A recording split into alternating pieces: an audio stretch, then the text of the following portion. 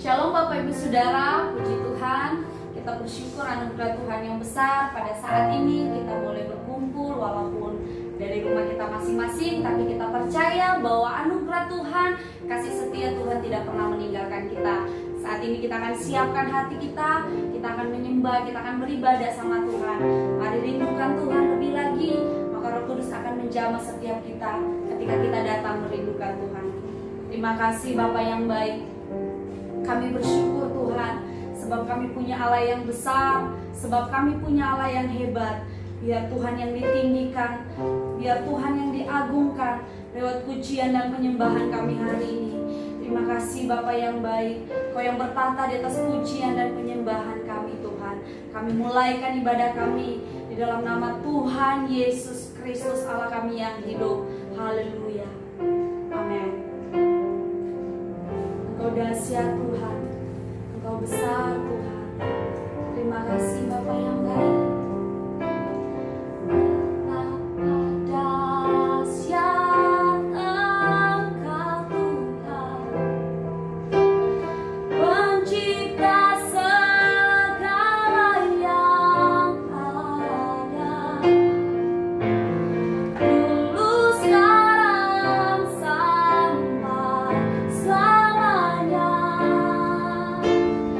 Hanya Engkau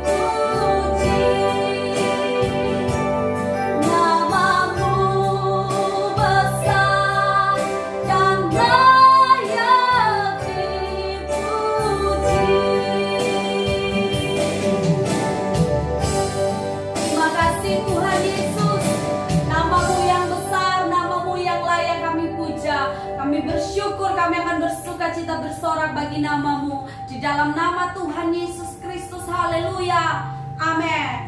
Puji Tuhan, apapun yang terjadi saat ini kita bersyukur, sebab sukacita Tuhan penuh atas hidup kita. Kita menerima sukacita yang dari surga.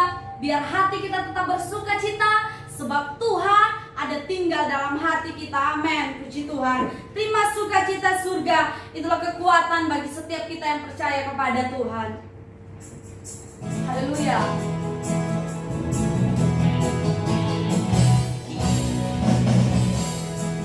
Terima kasih Tuhan buat sukacita yang Tuhan beri buat setiap kami pada saat ini.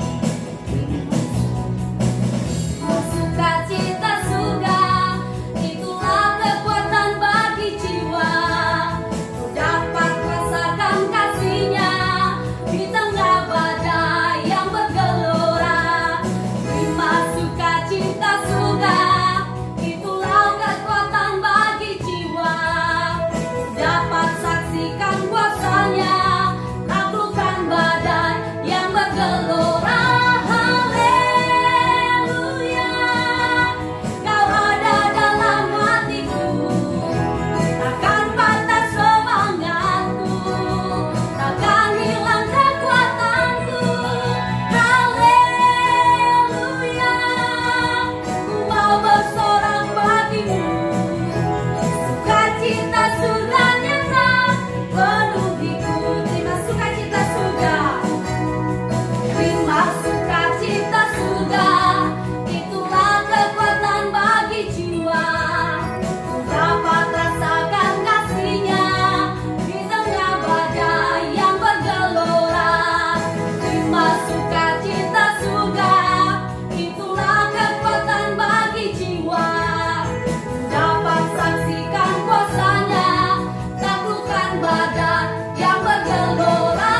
Haleluya, Kau ada dalam hatiku, takkan patah semangatku, takkan hilang kekuatanku. Haleluya, ku mau bersorak bagimu. Sukacita surga nyata penuhiku. Sukacita surga, sukacita surga nyata penuhiku. Sukacita surga nyata penuhiku. Haleluya, sukacita surga nyata dalam hidup kita, amin. Bapak Ibu Saudara, kita bersyukur apapun keadaan kita, ada kekuatan ketika kita bersuka di dalam Tuhan. Sebab Tuhan akan memberikan kita kekuatan. Bersama Roh Kudus kita pasti menanggung segala sesuatu yang Tuhan izinkan terjadi. Dasar dari segala yang kuharapkan, itulah ada yang menjadi kekuatan kita. Haleluya. Terima kasih Tuhan. Haleluya. Terima kasih Tuhan Yesus. Dasar yang kuharapkan, bukti dari segala yang tak kulihat.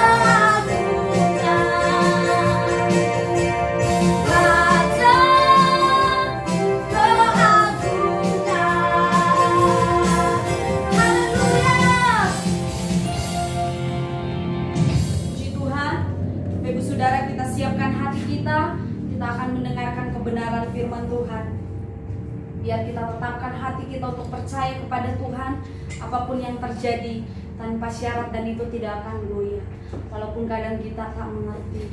Terima kasih Tuhan Yesus. Terima kasih Tuhan. Terima kasih.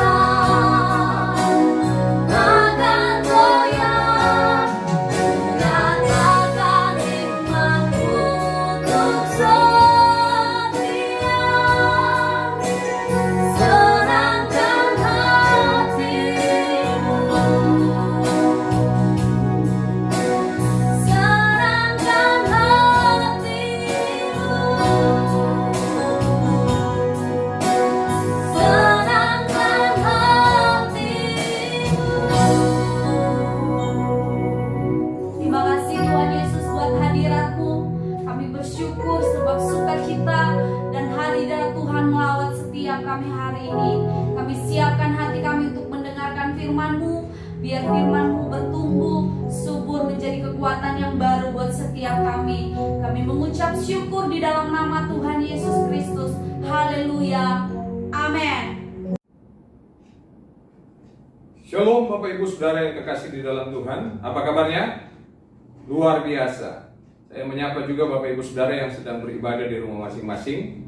Saya percaya kita semua dalam keadaan baik-baik, dalam keadaan sehat-sehat, karena Tuhan yang memelihara, Tuhan yang melindungi kita semua. Baik Bapak Ibu Saudara, hari ini saya akan menyampaikan firman Tuhan masih di tahun pemurnian. Judulnya adalah Murni Namanya, Murni Orangnya. Ini judul yang antik seperti judul sinetron. Karena seringkali orang memiliki nama murni, belum tentu orangnya murni. Ada teman saya namanya Murniati, ada Murniawan, adalah murni, tapi orangnya belum tentu murni juga ya. Saya nggak bilang dia nggak murni ya, nanti marah teman saya. Tapi hari ini kita akan belajar bersama-sama. Ada seorang tokoh Alkitab yang menarik sekali kisah hidupnya. Dia bernama Murni dan orangnya benar-benar murni dan dia mau dimurnikan. Mari kita melihat bersama-sama di dalam Injil Lukas pasal yang ke-19 ayat 1 hingga ayat yang ke-10. Lukas pasal yang 19 ayat 1 hingga ayat yang ke-10. Yesus masuk ke kota Yeriko dan berjalan terus melintasi kota itu. Di situ ada seorang bernama Sakeus, kepala pemungut cukai. Dan ia seorang yang kaya. Ia berusaha untuk melihat orang apakah Yesus itu, tetapi ia tidak berhasil karena orang banyak sebab badannya pendek. Maka berlarilah ia mendahului orang banyak, lalu memanjat pohon ara untuk melihat Yesus yang akan lewat di situ. Ketika Yesus sampai di tempat itu, ia melihat ke atas dan berkata, "Sakeus, segeralah turun, sebab hari ini aku harus menumpang di rumahmu." Lalu Sakeus segera turun dan menerima Yesus dengan sukacita. Tetapi semua orang yang melihat hal itu bersungut-sungut katanya, "Ia menumpang di rumah orang berdosa." Tetapi Sakeus berdiri dan berkata kepada Tuhan, "Tuhan, setengah dari milikku akan kuberikan kepada orang miskin, dan sekiranya ada sesuatu yang kuperas dari seseorang, akan kukembalikan 4 kali lipat." Kata Yesus kepadanya, "Hari ini telah terjadi keselamatan kepada rumah ini, karena orang ini pun anak Abraham. Sebab anak manusia datang untuk mencari dan menyelamatkan yang hilang." Nah, ini yang saya maksudkan bahwa murni namanya dan orangnya juga murni. Sebab Sakeus itu dari kata sakai yang artinya pure, murni atau bersih. Namun Sakeus diceritakan di dalam Alkitab adalah orang yang punya beberapa kelemahan. Di antaranya Sakeus disebut badannya pendek. Pendek yang abnormal atau yang disebut dengan mikroteros. Jadi pendek yang gak lazim. Ya, kalau kebanyakan orang kan ada pendek yang pendek rata-rata, artinya bahwa masih normal lah ya, termasuk saya. Tapi pendeknya Sakeus ini adalah pendek yang mikroteros, itu yang abnormal. Dan yang kedua adalah Sakeus ini juga dikenal sebagai seorang yang berdosa. Walaupun belum ada tuduhan atau bukti yang jelas, tapi predikat atau profesi yang dia lakukan sebagai pemungut cukai kala itu dikenal sebagai orang yang suka memeras, dan sehingga digolongkan sebagai orang yang berdosa. Namun kelemahan-kelemahan yang dialami oleh Sakeus ini tidak menjadi penghalang, tidak membatasi dia untuk mengalami sebuah terobosan dalam hidupnya yang luar biasa. Dia kemudian mendapat sebuah kebahagiaan yang luar biasa karena Yesus sendiri yang mau hadir di dalam rumahnya, Yesus yang mau memperkenalkan diri kepadanya. Apa sikap atau bagaimana sikap Sakeus yang kita akan belajar pada siang hari ini, sehingga Sakeus itu sungguh-sungguh mengalami pemurnian yang luar biasa sesuai dengan namanya, pure, murni. Yang pertama adalah Sakeus memiliki sikap atau sifat yang pantang menyerah. Dalam Lukas pasal 19 kita baca tadi ayat 3 dan 4 dikatakan, ia berusaha untuk melihat orang apakah Yesus itu, tetapi ia tidak berhasil karena orang banyak sebab badannya pendek. Maka berlarilah ia mendahului orang banyak, lalu memanjat pohon ara untuk melihat Yesus yang akan lewat di situ. Seringkali kan kita mendengar orang bercanda mungkin ya, Kalau orang pendek biasanya pikirannya panjang atau akalnya panjang. Jadi Sakeus ini, Alkitab berkata dia sudah berusaha untuk melihat Yesus, tapi karena orang banyak yang sedang berkerumun, orang banyak yang sedang berbondong-bondong mengikuti Yesus, sehingga akhirnya Sakeus gagal. Tapi yang luar biasa adalah Sakeus pantang menyerah. Sakeus tidak menyerah pada kegagalan yang pertama. Saya merenungkan, ini mungkin ilmu yang dipakai oleh Sakeus pantang menyerah ini adalah pengalaman yang pernah dia gunakan ketika dia diseleksi untuk jadi pejabat sebagai pemungut cukai, sehingga akhirnya Sakeus yang walaupun badannya pendek itu tidak menghalangi dia untuk jadi, bahkan menduduki posisi sebagai kepala pemungut cukai.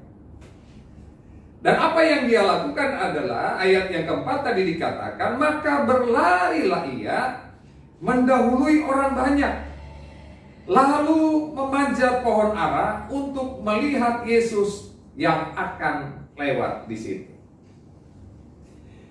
Ada beberapa hal yang dilawan oleh Sakeus sehingga dia menjadi orang yang tidak menyerah pada kegagalan, pantang mundur. Yang pertama saya melihat bahwa Sakeus ini melawan keterbatasan fisik. Dengan keterbatasan fisiknya, Sakeus berusaha untuk melihat Yesus. Kalau dia tidak mendahului orang banyak, dia tidak berusaha untuk memanjat pohon, maka tipis kemungkinan atau tidak ada kemungkinan sama sekali untuk dia bisa melihat Yesus. Dia punya jiwa petarung yang luar biasa. Dia punya nalar yang luar biasa. Dia punya insting yang luar biasa, naluri yang hebat, sehingga dia tahu bahwa bagaimana cara terbaik untuk mengalahkan keterbatasan fisiknya, sehingga akhirnya dia berlari mendahului orang banyak, dia memanjat pohon, dan pada akhirnya dia bisa melihat Yesus. Kemudian yang berikut, Sakeus ini dia bisa mengalahkan egonya. Jadi selain keterbatasan fisik, dia juga bisa mengalahkan egonya. Alkitab berkata bahwa Sakeus ini seorang yang kaya. Kenapa dia kaya? Karena jabatannya sebagai kepala. Artinya dia membawahi begitu banyak para pemungut-pemungut cukai. Dan besar kemungkinan dia punya penghasilan atau gaji yang lebih besar daripada pemungut cukai yang biasa, sehingga dicatat dia seorang yang kaya. Nah, kalau dia seorang yang kaya, kecenderungan orang yang kaya, tidak semua orang kaya memang, tapi untuk ukuran Sakeus yang belum mengalami pertobatan, yang punya jabatan sebagai kepala pemungut cukai, maka pasti dia akan punya ego, atau paling tidak dia punya prestis, punya kebanggaan diri atau rasa sombong. Nah, sulit bagi Sakeus untuk bisa berlari kemudian memanjat pohon dengan sebuah jabatan atau sebuah kedudukan seorang kepala pemungut cukai. Tapi yang luar biasa, Sakeus mengabaikan semua itu karena dia melihat bahwa ada yang lebih penting, ada yang lebih utama dari sekedar jabatan yang dipunyai, dari sekedar kesombongan yang ada dalam dirinya. Dia kalahkan semuanya itu, dia mau berlari untuk seorang yang terpenting, seorang yang dia dengar hebat, luar biasa, yaitu Yesus Kristus. Sehingga kemudian Sakeus pada akhirnya dia memanjat pohon. Saudara bisa bayangkan orang yang punya duit yang banyak, orang yang kaya raya, orang yang bisa saja dia menyuruh atau memerintahkan orang lain yang menaruh tangga, atau orang lain yang mengusung dia, mendukung dia supaya dia bisa lebih tinggi posisinya. Tapi dia tidak melakukan itu. Dia berusaha dengan sekuat tenaga, Dia mengesampingkan egonya supaya dia bisa melihat Yesus yang sedang dia nanti-nantikan itu. Kemudian yang berikutnya adalah selain dia melawan egonya, Sakeus juga melawan intimidasi. Nah, ini yang menurut saya cukup berat juga. Karena pada waktu itu Sakeus dicap atau para pemungut cukai diberi label sebagai orang yang berdosa. Dan itu artinya bahwa kehadiran Sakeus itu akan membuat orang terfokus kepadanya, karena dia bukan hanya pejabat biasa, tapi dia sebagai kepala yang hadir di situ. Artinya dia bukan hanya orang berdosa biasa, dia kepala orang berdosa. Jadi semakin tinggi tingkatannya, maka predikat pun akan semakin kuat melekat pada orang tersebut. Nah, sehingga dia tahu bahwa kalau dia hadir di situ, dia berlari untuk melihat Yesus, maka orang-orang akan melihat, oh, siapa dia? Karena di pasal-pasal sebelumnya Yesus menceritakan tentang pemungut cukai dan disebutkan bahwa pemungut cukai juga itu mengakui bahwa dirinya adalah orang berdosa. Nah, dia tahu bahwa ada begitu banyak mata yang tertuju kepadanya dengan tatapan yang mencemooh, tatapan yang menuduh, tatapan yang mengintimidasi. Siapa kamu? Ya, kamu kan si tukang pemeras itu, kamu kan si orang berdosa itu yang suka membuat orang sengsara, dan itu bisa saja dia pikirkan. Tapi yang luar biasa, Sakeus mengabaikan semuanya. Dia melawan segala intimidasi. Biasanya itu yang berat, Bapak Ibu. Waktu kita mau sungguh-sungguh bertobat, waktu kita mau sungguh-sungguh cari Tuhan, ada aja pikiran-pikiran yang mengintimidasi kita. Kita teringat ya tuduhan-tuduhan, kemudian kita agak sulit bergerak. Tapi tidak dengan Sakeus, dia berlari untuk memanjat pohon ara, sehingga pada akhirnya dia bisa melihat Yesus.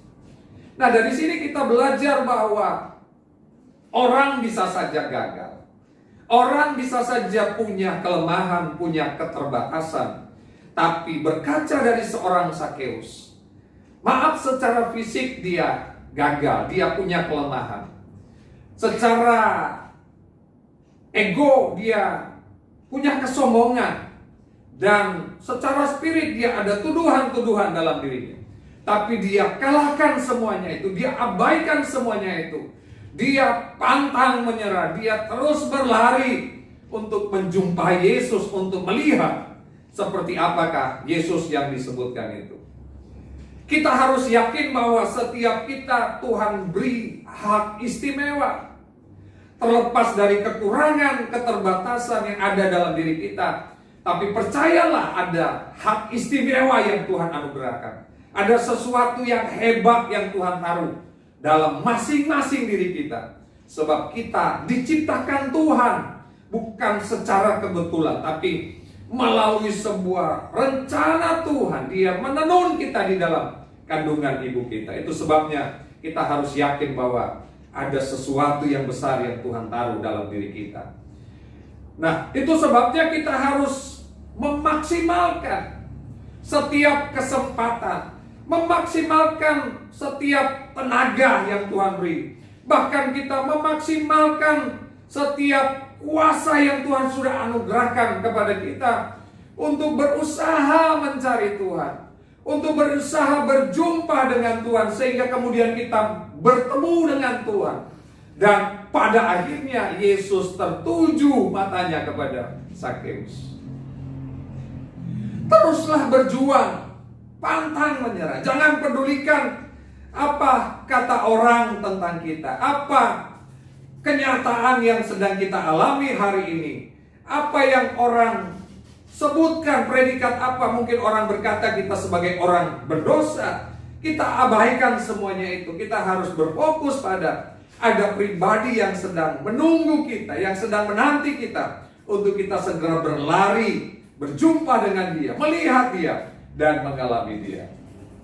Saya teringat sebuah ilustrasi tentang seekor kodok, ya, seekor kodok tuli. Satu ketika ada 3 ekor kodok atau katak yang sedang berjalan-jalan di sebuah hutan. Tiba-tiba mereka terperosok ke dalam sebuah lubang, dan lubang itu cukup dalam, dan di lubang itu ada lumpur di bawahnya. Kemudian mereka berteriak-teriak, ya, pakai bahasa kodok tentunya, minta tolong. Sehingga kodok-kodok yang lain karena mengerti bahasa kodok, kemudian mendekat, dan mereka melihat, waduh, ada 3 teman kodok yang sedang terperosok di sebuah lubang yang ada lumpurnya. Kemudian mereka berteriak-teriak untuk memberi semangat kepada kodok-kodok itu. Ayo, lompat, lompat dengan sekuat tenaga, ayo melompat. Ya, karena kodok kan ahli dalam melompat, ya. Kemudian 3 kodok ini melompat dengan sekuat tenaga. Ya. Mereka berusaha, tapi hasilnya tidak seperti yang diharapkan oleh para kodok-kodok yang sedang memberi semangat itu. Perlahan-lahan mulai terlihat bahwa kodok-kodok itu mulai capek, dan pada akhirnya satu kodok mulai agak lemes dia, dan akhirnya dia putus asa, dia menyerah, dan kemudian dia merebahkan dirinya di dalam lumpur, dan pada akhirnya dia tenggelam oleh lumpur dan mati. Nah, pada waktu kodok yang satu mati, teman-teman kodok yang lain lihat di atas, wah, berarti nggak ada kemungkinan untuk 2 kodok ini bisa melompat.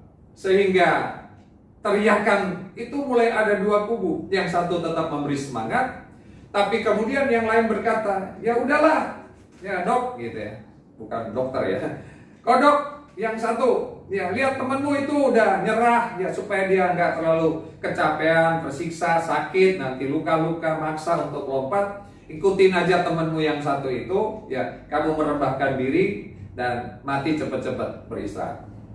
Dan ya kodok yang satu ini langsung merespon ya teriakan temennya itu, dia langsung merebahkan diri juga, akhirnya dia mati tenggelam oleh lumpur. Tapi kemudian anehnya satu kodok ini tetap melompat. Teman-teman yang di atas mulai sepakat, berarti nggak ada harapan. 2 kodok udah tenggelam ya karena tidak bisa melompat. Artinya bahwa tidak akan bisa kodok itu sampai ke tepi lubang atau keluar dari lubang itu. Sehingga mereka bulat untuk teriak, ya udahlah dok, kamu ikut teman-temanmu yang 2 itu. Ya kamu merebahkan diri saja supaya nggak tersiksa, nggak berlama-lama menyiksa dirimu. Tapi anehnya teriakan mereka itu tidak digubris ya oleh kodok ini, dia tetap melompat. Dia terus melompat, dia kumpulkan tenaga, dia melompat lagi. Sampai ketika dia memusatkan seluruh kekuatannya, dan pada akhirnya dia bisa melompat dan dia sampai di tepi jurang. Wow, dia selamat. Kemudian teman-temannya ini bertanya, dok, kenapa kamu kok, kita udah teriak ikutin temanmu yang 2 supaya, teman kita yang 2 supaya kamu nggak terlalu tersiksa, luka-luka, memaksakan diri untuk lompat. Tapi waktu mereka tanya kok ini kodok nggak menjawab. Ternyata setelah dibawa ke dokter, kodok ini tuli. Jadi ternyata dia tuli sehingga dia nggak mendengar. Dia sayup-sayup mendengar ya teriakan teman-teman yang bilang, udahlah nggak usah lompat. Dia pikir itu sebagai sorak-sorai, sebagai support untuk memberi semangat sehingga dia makin kencang lompatannya. Nah, mari kita belajar dari kodok yang tuli ini, yang tidak memperdulikan apa kata orang, bahwa mungkin mereka juga tidak lagi memberi semangat, memberi support kepada kita, atau mungkin karena keadaan kondisi mereka sehingga mereka juga sulit memberi bantuan kepada kita. Tapi berfokuslah kepada ada sesuatu yang lebih utama, adalah sesuatu yang lebih penting yang harus kita kerjakan, sehingga kita tidak lagi mendengar kata-kata negatif orang lain tentang kita, intimidasi orang lain tentang kita, tapi kita berfokus untuk melihat Yesus yang sedang lewat itu, sehingga kita berjumpa dengan Dia. Hanya orang-orang yang mau, hanya orang-orang yang haus, hanya orang-orang yang bergairah, hanya orang-orang yang punya hasrat untuk berjumpa dengan Yesus, maka Yesus pasti berkenan untuk ditemui. Bahkan Yesus sendiri yang akan menawarkan dirinya untuk menjumpai orang tersebut. Sehingga ketika berjumpa dengan Yesus, ada sesuatu yang hebat, sesuatu yang besar terjadi. Maka pemurnian bisa terjadi di sana. Kenapa? Karena Yesus yang berjumpa dengan orang tersebut. Yang kedua, bagaimana sikap kita untuk mengalami pemurnian? Tadi yang pertama bahwa miliki sikap yang pantang menyerah. Yang kedua, segera merespon Yesus. Dalam ayat yang kelima dan keenam Lukas 19 tadi dikatakan, ketika Yesus sampai ke tempat itu, ia melihat ke atas dan berkata, "Sakeus, segeralah turun, sebab hari ini aku harus menumpang di rumahmu." Lalu Sakeus segera turun dan menerima Yesus dengan sukacita. Usaha dan tekad Sakeus akhirnya membuahkan hasil. Dia berusaha untuk berlari mendahului orang banyak. Dia berusaha dengan badannya yang pendek, badannya yang agak gemuk. Dia berusaha untuk memanjat pohon ara. Dia melakukan segala usaha mengabaikan egonya sebagai seorang pejabat. Dia mengabaikan segala intimidasi yang mencap dia sebagai orang berdosa. Dan pada akhirnya dia bisa diresponi oleh Yesus. Ada sikap kerinduan yang luar biasa sehingga mata Yesus tertuju kepadanya. Saya merenungkan juga, kenapa kok bisa-bisanya padahal orang banyak sedang mengikuti Yesus, tapi tiba-tiba mata Yesus tertuju kepada Sakeus yang ada di atas pohon. Alkitab tidak mencatat bahwa Sakeus yang lagi di pohon itu manggil-manggil, "Hei Yesus, saya di sini." Tapi kok tiba-tiba Yesus matanya tertuju. Saya membayangkan peristiwa ini sama seperti cerita tentang wanita yang 12 tahun pendarahan. Ketika dia menjamah jubah Yesus, Yesus tahu bahwa ada orang yang khusus menjamah dengan kerinduan, menjamah dengan sebuah hasrat. Dan kali ini dia juga tahu bahwa ada seorang yang bernama Sakeus yang punya hasrat, punya kerinduan, punya gairah untuk ketemu Yesus, untuk melihat Yesus, sehingga mata Yesus langsung tertuju kepadanya. Dalam Mazmur pasal 33 ayat yang ke-18 dikatakan, "Sesungguhnya mata Tuhan tertuju kepada mereka yang takut akan Dia, kepada mereka yang berharap akan kasih setianya." Mata Tuhan tertuju kepada orang yang berharap akan kasih setianya.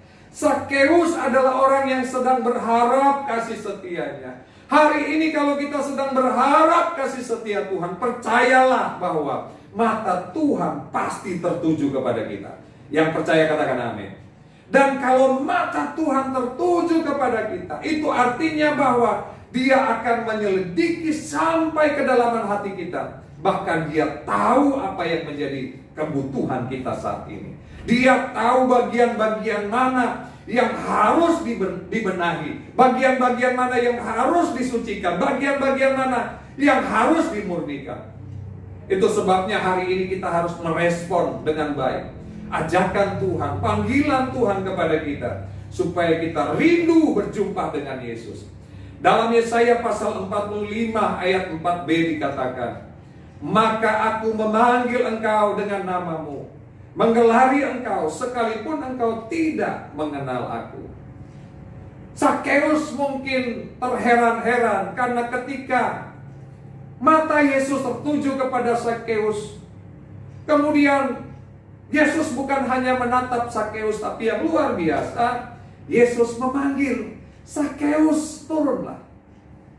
Kalau boleh nanya, Sakeus akan bertanya, "Yesus, dari mana kok tahu nama saya?" Ya. Apa Yesus sudah lebih dahulu nanya itu? Yang di atas pohon siapa ya? Saya percaya Yesus nggak bertanya. Tapi Yesus sudah tahu jauh sebelum Sakeus ada di atas pohon.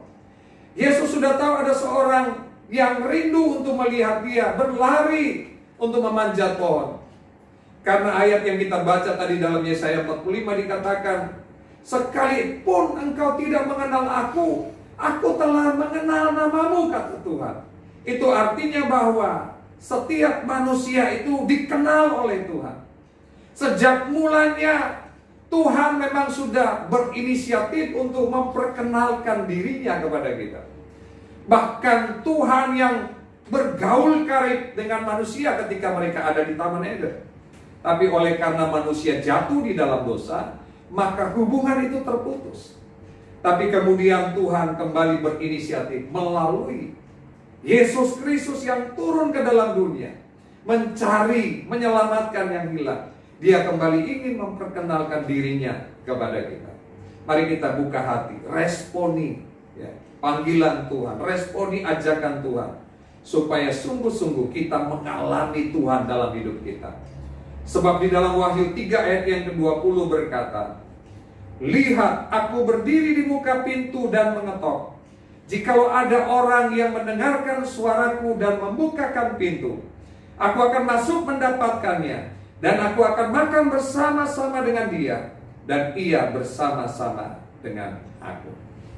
Tuhan Yesus sedang berdiri di pintu hati kita.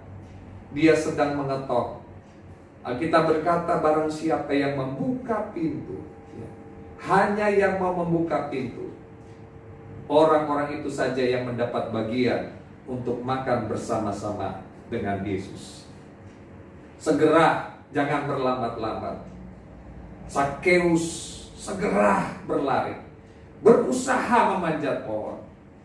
Jangan berlambat-lambat untuk sebuah proses yang Tuhan sedang kerjakan bagi kita. Gunakan setiap kesempatan. Ya, hari ini kita sedang menghadapi situasi yang kita pahami ini sebagai bentuk cara Tuhan untuk memproses kita menjadi bejana yang indah, menjadi emas yang murni di pemandangan Tuhan. Segera, jangan berlambat-lambat, responi panggilan Tuhan, sehingga kita bisa menerima Tuhan pada waktu Tuhan yang sendiri menawarkan dirinya untuk masuk di rumah Sakeus. Dia mau masuk dalam kehidupan kita, sehingga ada kebahagiaan yang terjadi dalam rumah Sakeus, ada keselamatan yang terjadi di sana, dan itu juga yang akan kita miliki bersama dengan Tuhan. Yang ketiga, bagaimana sikap kita untuk mengalami pemurnian? Yang ketiga adalah Sakeus segera bertobat. Bahkan ketika Sakeus menerima Yesus di rumahnya, dia benar-benar masih mengalami intimidasi. Karena ayat yang ke-7 jelas sekali dikatakan dalam Lukas 19 tadi, tetapi semua orang yang melihat hal itu bersungut-sungut. Katanya, ia menumpang di rumah orang berdosa. Tadinya mungkin Sakeus hanya intimidasi melalui pikirannya, tapi kali itu kenyataan. Orang benar-benar ngomong, dia dengar pakai kupingnya bahwa itu ya, mereka bersungut-sungut bilang, wah itu Yesus, kenapa mesti repot-repot ya, masuk lagi, numpang lagi, makan lagi di rumah orang berdosa. Sakeus dengar itu.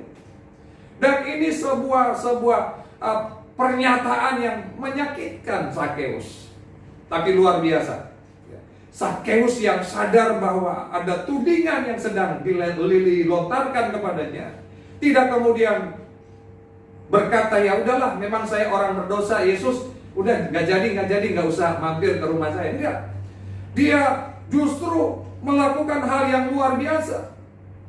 Dia sadar dia memang orang berdosa, tapi kali ini dia mau bertobat, dia mau hidup benar, karena dia mulai menyadari siapa yang ada di depannya. Sehingga dalam ayat yang ke-8 dikatakan begini, tetapi Sakeus berdiri dan berkata kepada Tuhan, Tuhan, setengah dari milikku akan kuberikan kepada orang miskin, dan sekiranya ada sesuatu yang kuperas dari seseorang akan kukembalikan 4 kali lipat. Sakeus tidak berharap pada waktu ada orang yang mengintimidasi, yang ngomong, yang menjelek-jelekan, yang mencemooh dia. Tidak berharap bahwa Tuhan mau membela dia, karena Tuhan yang menawarkan diri untuk nginap atau mampir di rumah Sakeus. Tapi Sakeus yang kemudian berdiri, dia berkata kepada Tuhan, dia mengakui bahwa kalau dia memang orang yang berdosa, orang yang gak layak, tapi kemudian bukan hanya sekedar pengakuan, tapi ada sebuah tindakan yang dia ucapkan, sebuah komitmen menunjukkan bahwa dia punya tekad yang kuat, bahwa kalau saya berdosa di waktu yang lalu, maka hari ini saya akan hidup benar. Hari ini saya mau dimurnikan, hari ini saya mau melakukan hal-hal yang berkenan kepada Tuhan. Ini yang dilakukan oleh Sakeus pada waktu itu. Dia punya pengakuan yang keluar dari mulutnya. Dia gak malu-malu. Dia bilang, kalau memang ada yang kuperas akan kukembalikan, bahkan setengah dari hartaku. Maka kemudian dia berkata, 4 kali lipat akan kukembalikan milik orang tersebut. Roma pasal 10 ayat yang ke-10 berkata, karena dengan hati orang percaya dan dibenarkan, dan dengan mulut orang mengaku dan diselamatkan. Luar biasa, Sakeus berdiri. Ini berarti dia sedang mengucapkan dengan sungguh-sungguh. Hari ini kalau mungkin ya ada dosa yang masih mengganjal, yang masih mengikat kita, mari kita punya sikap seperti Sakeus. Orang yang ngomong tentang kita berdosa, dan mungkin hati kita yang sedang berbicara bahwa memang kita masih berdosa. Kita harus berdiri kepada Tuhan, berkata, Tuhan, hari ini aku berjanji bahwa aku mau bertobat. Aku mau hidup benar di hadapan-Mu. Aku mau dimurnikan oleh Tuhan. Sakeus sungguh-sungguh memperlihatkan itu. Dan hari ini masih ada kesempatan bagi kita untuk kita memperlihatkan, untuk kita menunjukkan, bahkan kita melakukan dalam perbuatan kita mau sungguh-sungguh bertobat di hadapan Tuhan. Sehingga kemudian Tuhan melihat ada kesungguhan hati dalam diri kita. Dia melihat ada kesungguhan yang mau bertobat. Sehingga ada pujian, ada penghormatan, ada penghargaan yang diberikan kepada Sakeus. Tuhan berkata bahwa hari ini ada keselamatan terjadi di rumah ini. Sebab orang ini adalah keturunan Abraham. Dan Sakeus mengalami kebahagiaan yang luar biasa. Kebahagiaan yang sejati itu hanya ada di dalam Tuhan. Dan saya dan saudara, kita semua bisa menikmati kebahagiaan itu kalau kita punya sikap hati seperti Sakeus. Kita yang mau berusaha sekuat tenaga, pantang menyerah untuk berjumpa dengan Yesus. Kita mengabaikan, mengesampingkan segala ego-ego kita, rasa malu kita, karena Tuhan kita lebih mulia, Tuhan kita lebih besar. Dan kita mau berlari terus, segera melakukan pertobatan di hadapan Tuhan. Sehingga kebahagiaan itu menjadi bagian kita. Saya percaya kalau hari ini Tuhan, kalau waktu itu Tuhan bisa hadir di rumah Sakeus dan dia membawa kebahagiaan. Tuhan yang sama yang Sakeus sembah ada di tengah-tengah kita pada siang hari ini. Dia sedang mengetok pintu hati kita supaya kita membuka hati, dan dia mau masuk di dalam hati kita. Dan Tuhan yang sama itu juga akan memberikan kebahagiaan bagi kita semua. Terus sediakan hati kita supaya kita terus dimurnikan oleh Tuhan melalui peristiwa apapun yang sedang terjadi. Hari-hari ini ada kesulitan, ada goncangan yang sedang terjadi. Ya, 1 Petrus berkata, anggaplah sebagai sebuah kebahagiaan apabila kamu jatuh ke dalam berbagai pencobaan, supaya ada karakter Kristus yang muncul dalam diri kita. Tuhan sedang memurnikan bangsa kita. Tuhan sedang memurnikan gerejanya. Tuhan sedang memurnikan hidup kita supaya kita indah di pemandangan Tuhan. Sakeus namanya, murni namanya, dan murni orangnya. Biar hidup kita memancarkan kemurnian di hadapan Tuhan. Tuhan memberkati kita semua. Amin. Mari kita akan bersama-sama berdoa. Kita akan menerima berkat dari Tuhan. Bapa, kami mengucap syukur untuk kebenaran firman-Mu yang Tuhan sudah nyatakan bagi kami. Kami tahu setiap situasi, setiap kejadian yang kami alami ada maksud kebaikan Tuhan. Dan semuanya untuk mendatangkan kebaikan bagi kami yang mengasihi Engkau ya Tuhan. Terima kasih Tuhan mengizinkan kami melewati peristiwa yang luar biasa. Bahkan seluruh bangsa-bangsa sedang mengalami. Kami tahu ini seizin Tuhan untuk memproses kami, menggoncang kami, supaya kami semakin melekat erat kepada Tuhan. Kami hidup bergantung sepenuhnya kepada Tuhan. Kami mengandalkan Tuhan saja, sebab tidak ada yang lain yang kami bisa andalkan. Hanya Tuhan saja. Biar seluruh umat-Mu, seluruh hamba-hamba-Mu disadarkan bahwa tidak ada ego yang harus kami tonjolkan. Hanya Tuhan saja yang harus dimuliakan dalam hidup kami. Dan kami juga disadarkan untuk menanggalkan segala beban dan dosa, menanggalkan segala manusia lama kami. Kami harus hidup benar, hidup kudus di hadapan-Mu. Sebab Engkau merindukan untuk kami hidup murni di hadapan-Mu ya Tuhan, karena Engkau sedang memurnikan kami. Terima kasih untuk kebenaran firman-Mu. Berkati semua umat-Mu yang mendengarkan firman-Mu siang hari ini. Kami tetap menyerahkan seluruh jemaat Tuhan. Tuhan melindungi kami dengan kuasa-Mu supaya kami aman terpelihara dalam lindungan Tuhan, dijauhkan dari segala virus di dalam nama Tuhan Yesus. Bahkan kami terus berdoa untuk bangsa kami, Tuhan pulihkan bangsa kami. Terima kasih Bapa, ini doa kami. Di dalam nama Yesus kami bersyukur. Kekasih-kekasih Kristus, terimalah berkat anugerah dari Allah Bapa, cinta kasih dari Tuhan kita Yesus Kristus, kekuatan penghiburan, pengurapan dari Allah Roh Kudus, menyertai kita mulai siang hari ini, bahkan sampai selama-lamanya. Terimalah segala berkat ini di dalam nama Tuhan Yesus Kristus. Semua yang percaya diberkati Tuhan katakan bersama, amin. Tepuk tangan bagi Tuhan Yesus Kristus. Selamat hari Minggu, Tuhan Yesus memberkati. HOW, antusias. Yes, yes, yes. Haleluya.